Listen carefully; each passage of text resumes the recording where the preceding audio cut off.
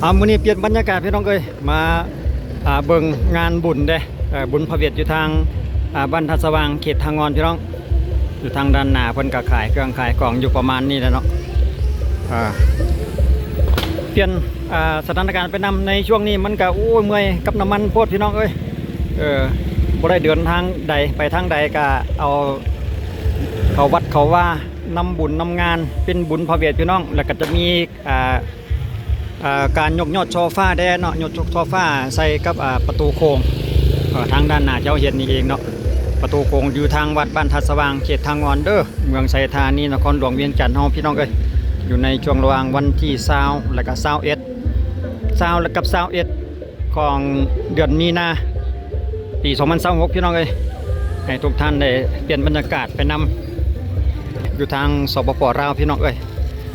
ให้ทุกท่านทุกคนได้เบิ่งในปัจจุบันเป็นบุญเป็นงานนี่เพิ่นเฮ็ดจังใดไปจังใดแบบซีนะมวยกับน้ำมันแพงพวกพี่น้องเอ้ยน้ำมันขาดแคลนในช่วงนี้ก็ถือว่าไปเดินทางไกลลายบ่ได้จะเฮ็ดคลิปเฉพาะภายในโอ้คนขายเครื่องขายของลายได้พี่น้องสังเกตมั้ยไหมมีไข่ลูกมีปิ้งไก่แต่แซ่บอยู่ได้ก็เฮาเลี้ยวเบิ่งไกลๆดอกว่าช่วงนี้ก็รู้สึกว่าน้ำมันเพิ่นจะปรับราคาขึ้นอีกได้พี่น้องเอ้ยช่วงเช้าของวันที่20นี่เนาะช่วงประมาณ 9 โมงเพิ่นปรับขึ้นราคาน้ำมันอีกบ่ว่าจะเป็นแอสซังหรือว่ากระส่วนเนาะโอ้เมื่อยจักยามใดเพิ่นสิเซาสงครามอยู่ทางตะวันออกกลางพี่น้องเอ้ยส่งผลกระทบให้หลายๆประเทศทั่วโลกนี่เดือดร้อนไปนำว่าซั่นต่อไปเอามีแต่ว่าขอภาวนาให้เพิ่นเซาไว้หั่นล่ะว่าเฮาก็ได้แต่ขอภาวนาแบบนั้นก็มาเบิ่งเกี่ยวกับบุญเขาวัดเขาว่าเดี๋ยวจังหน่อยเฮาจะพาทุกท่านเข้าไปภายในกันเลยพี่น้องเอ้ยว่าทางในเพิ่นจะมีอันใดให้ได้เบิ่งแดเนาะเดี๋ยวไปเบิ่งทางด้านข้างนี่ก่อนก็ว่าเสียงอันแซ่วๆอยู่อ๋อมีการตีบุญนั่นเองเนาะเดี๋ยวไปเบิ่งเพิ่นแข่งขันตีบุญก่อนแป๊บนึงพี่น้องสัตว์โป่งเป้าเนี่ยเนาะแต่ละงานนี่บ่มีพลาดถ้าว่าบ่มีโป่งเป้านี่บ่แล้วเดี๋ยวคนมีกีฬาแบบตีบุญทำได้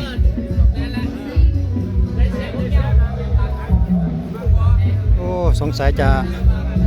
อาจจะเป็นทีมภายในหมู่บ้านก็เขตบ้านทัดสว่างทางงอนแบบนี้แล้วเนาะมาชิงกันบ่ทันได้ฮู้ข้อมูลเลยมาบ่ทันเพิ่นบ่ฮู้ว่าเพิ่นมีทีมใดแข่งกันแน่ยังบ่แน่ใจเดี๋ยวเบิ่งไกลๆก่อนรู้สึกว่ากำลังจะตีมั้งเนี่ยพวกนี้นะตับโอ้แม่นของเราอยู่เด้ล่ะ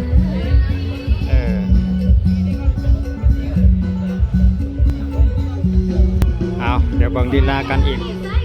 ทั้งด้านหนึ่งเนาะรู้สึกว่าจะตีแนวแบบนี้โอ้พอถักพอเถื่อแต่ว่าบ่ได้ถือเต็ม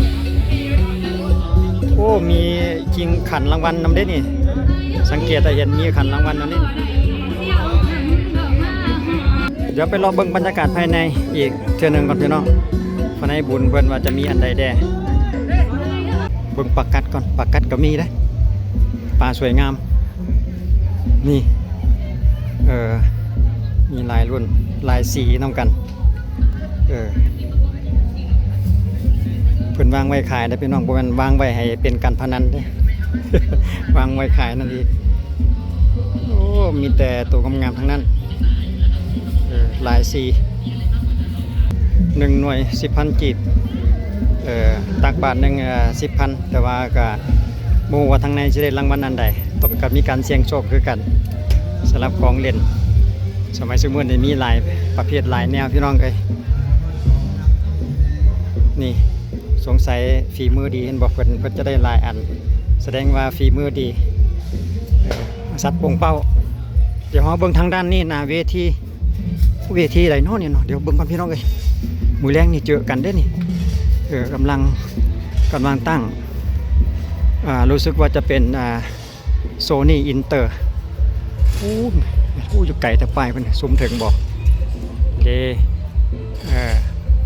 โซนี่อินเตอร์นั่นเองเนาะสำหรับวงดนตรีเพิ่นมาฮับใส่มาสร้างความมวลซื่นให้กับพี่น้องบ้านไก่เฮือนเชียงท่าสว่างทางงอนบ้านนาบ้านไฮหรือว่าเขตเวิร์นคำจะมานี่หมดแหละพี่น้องเอ้ยมือแรงหานเจลีขายประเภททอดเนาะเกี่ยวกับการทอดงานนี้เพิ่นจะมีแบบยกยอดช่อฟ้านำได้พี่น้องเอ้ยนี่ยกยอดช่อฟ้าอยู่ประตูโค้งแต่ว่าจะเป็นยามมื้อเช้าเนาะเพราะว่าเฮามาตอนแรงมื้อเช้าเพิ่นก็ทำการยกยอดช่อฟ้านั่นเองส่วนทางด้านหน้าเขาทั้งวัดนี่ก็จะมีประมาณนี้แหละขายของอยู่ของกินของหวานหรือว่าเกี่ยวกับลูกชิ้นหรือว่าฮอทดอกประเภทงานก็จะมีแต่ประเภทประมาณซ้ำนี่แหละจะมีแบบนี้นะส่วนหลายเกี่ยวกับอาหารการกินก็จะเป็นประเภทยำเนาะจุดนี้ก็เกี่ยวกับยำนั่นเองยำรวมแล้วแต่เฮาสิสั่งเอาแต่บ่แน่ใจว่าราคาเพิ่นบ่มีบอก หั่นนางสอนยำจีนรสเด็ดนอกจากนั้นแล้วก็มีเกี่ยวกับเครื่องนุ่งแดดเสื้อผ้าเครื่องนุ่งต่างๆในอ่านมาตอนนี้สะดือปี้บ่ 20,000 กีบก็มีแต่เอาบรรยากาศตอนแรงให้ทุกคนได้เบิ่งพี่น้องเอ้ยบุญอยู่สปป.ลาวแต่ละบ้านแต่ละเมืองนี่เป็นจังไดนะเกี่ยวกับบุญพระเวทเด้อสำหรับจุดนี้ทางครูบาอาจารย์เพิ่นกำลังทำพิธีสูตรมงคลอยู่จุดนี้ก็เพิ่นขายจะเป็นโรงทานเกี่ยวกับข้าวเปียกอยู่บนใจศรัทธาโรงทานกระเล่มตัดป้ายเพิ่นอยู่ทางด้านเทิงด้านบนจะเห็นแต่ว่าจุดนี้คิดว่าน่าจะเป็นข้าวเปียกมั้งข้าวเปียกหรือข้าวซอยบ่แน่ใจโรงทานผู้ใดผ่านไปผ่านมาเที่ยวงานเที่ยวการก็มาแวะกินได้พี่น้องเพิ่นเฮ็ดเพื่อเป็นทานแล้วเนาะเกี่ยวกับโรงทานจะมีหลายข้าวปุ้นก็มีอยู่ทางด้านปุ้นเด้ข้าวปุ้นก็มีอยู่ทางด้านนั้นนั่นเองนี่ไอ้บ่าวมากินเฟอประเภทเฟอก็มีคือกันเนาะจุดนั้นเพิ่นมีน้ำหวานเดี๋ยวทางนี้เพิ่นก็มีเกี่ยวกับน้ำหวาน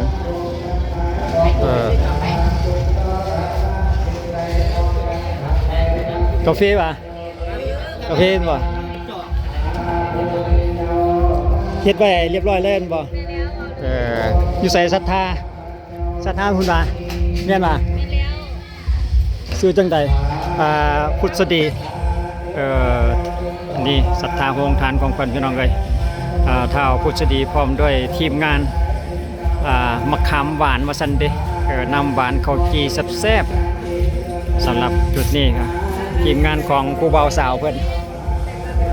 ขอบใจกาแฟนมเย็น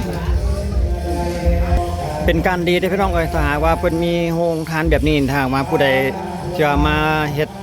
ศรัทธาโรงทานแล้วเฮ็ดได้ขายดีขายหมดหั่นน่ะถือว่าได้บุญว่าซั่นเด้ได้บุญหลาย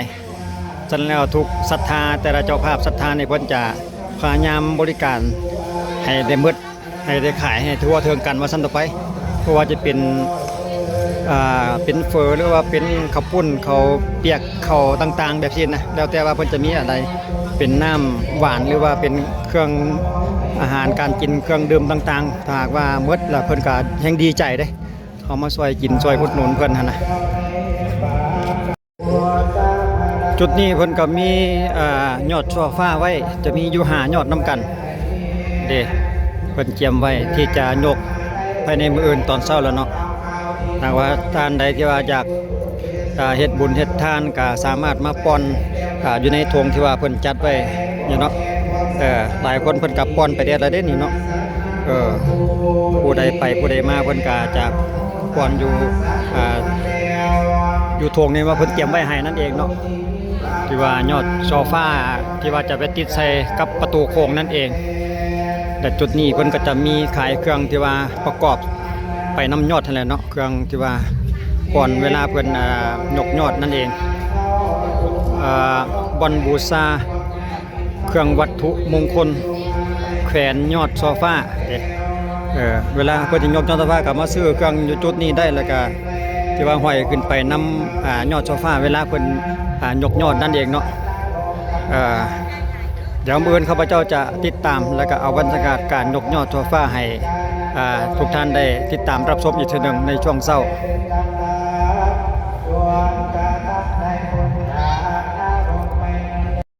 กับเพียงแค่นี้แหละพี่น้องเอ้ยสั้นๆเอาบรรยากาศภายในทางมาจบอยู่ปิดฉากอยู่กับทางด้านหน้าของวัดเพิ่นกับปีงไก่นี่แหละกำลังเอาลงใส่ไฟใหม่ๆโอ้สุดยอดเลยพี่น้องเอ้ยปีงไก่นะขอบคุณขอบใจทุกท่านให้การติดตามรับชมเดี๋ยวเอาไว้เจอกันในคลิปต่อไปสำหรับคลิปนี้ขอบใจสบายดี